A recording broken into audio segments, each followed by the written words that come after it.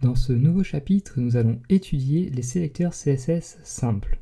Donc, nous allons découvrir quelques sélecteurs CSS simples, voir des premiers exemples d'applications en CSS avec les sélecteurs et des propriétés, découvrir également un premier sélecteur complexe et comprendre les limitations des sélecteurs CSS simples.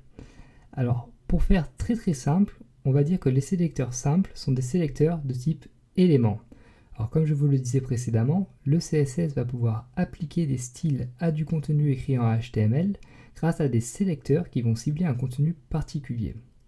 Donc jusqu'à présent, nous n'avons vu que des sélecteurs CSS de type élément, donc des sélecteurs CSS simples, c'est-à-dire des sélecteurs CSS qui ciblent un élément en se basant sur le nom justement de l'élément. Par exemple, le sélecteur P va cibler tous les éléments P, c'est-à-dire tous les paragraphes d'une page HTML.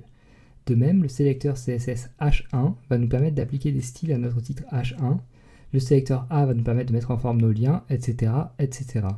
Donc voyons immédiatement quelques petits exemples d'applications afin d'être sûr d'avoir bien assimilé ces différents sélecteurs. Donc pour cela, on retourne donc sur nos pages ici. Donc notre page HTML donc, qui est composée d'un lien vers notre fichier CSS toujours, d'un élément H1 et de deux éléments P, comme vous pouvez le voir ici dans notre body. Et donc on va mettre en forme notre page HTML en CSS. Donc pour cela, on va dans notre fichier style.css et on va donc commencer avec notre titre H1, donc avec le sélecteur H1. Et par exemple, on va lui appliquer une taille, donc avec la propriété CSS font size égale à 80 pixels. Et on va également lui appliquer une couleur rouge et on va le mettre en italique avec la propriété font style et sa valeur italique, tout simplement. Et pour nos éléments P, donc, on va leur appliquer donc, une couleur bleue, par exemple, et on va également les mettre en gras avec la propriété CSS font weights et sa valeur bold. Donc, on enregistre et on affiche immédiatement. Donc, comme vous pouvez le voir, notre titre est en rouge, en très grand et en italique, et nos paragraphes sont en gras et en bleu. Donc voilà, comme vous pouvez le voir, il est très simple d'utiliser des sélecteurs CSS de type élément, puisqu'il suffit tout simplement de reprendre le nom de l'élément HTML et donc d'appliquer ensuite des styles en CSS. Alors, on va voir un premier sélecteur CSS qu'on pourrait appeler sélecteur complexe, donc qui va nous permettre d'appliquer un style à différents types d'éléments. Donc, on va effacer nos règles ici. Et imaginons maintenant qu'on veuille appliquer par exemple une couleur bleue à notre titre H1 et à nos paragraphes. Donc pour cela, on pourrait très bien écrire quelque chose comme ceci. Donc H1 color blue et en dessous donc P color et blue à nouveau. Alors cependant, c'est pas très optimisé puisqu'on doit écrire deux fois donc la même déclaration CSS, ce qui est un petit peu stupide dans un sens d'un point de vue de développeur. Donc pour mettre ces deux déclarations en une, ce qu'on va faire, c'est qu'on va grouper les sélecteurs avec une virgule, donc comme ceci, H1, P.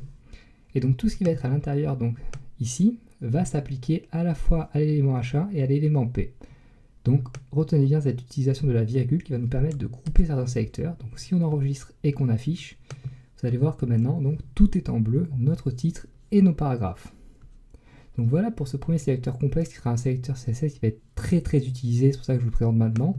Donc pour les autres sélecteurs CSS complexes, on en parlera plus tard dans ce cours, car c'est pas le moment pour le moment je pense, on n'en a pas besoin pour le moment. Mais donc retenez donc ce premier sélecteur qui va être très utilisé dans ce cours et tout simplement lorsque vous allez coder ou lorsque vous allez lire des codes en CSS. Alors parlons maintenant un petit peu donc, des limitations des sélecteurs simples. Alors vous devez tout d'abord savoir que l'utilisation de sélecteurs simples doit être favorisée tant que possible, car ces sélecteurs consomment moins de ressources que les sélecteurs plus complexes et car ils sont plus clairs à lire finalement.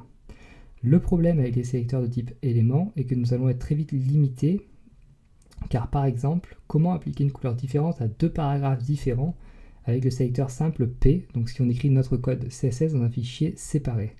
Eh bien, ce n'est tout simplement pas possible, à moins donc évidemment de placer les déclarations CSS dans la balise ouvrante des éléments, mais comme cette méthode n'est pas recommandée, donc on ne le fera pas.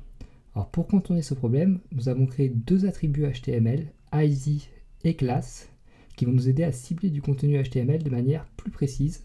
Et donc, nous allons étudier ces deux attributs HTML dans la prochaine leçon.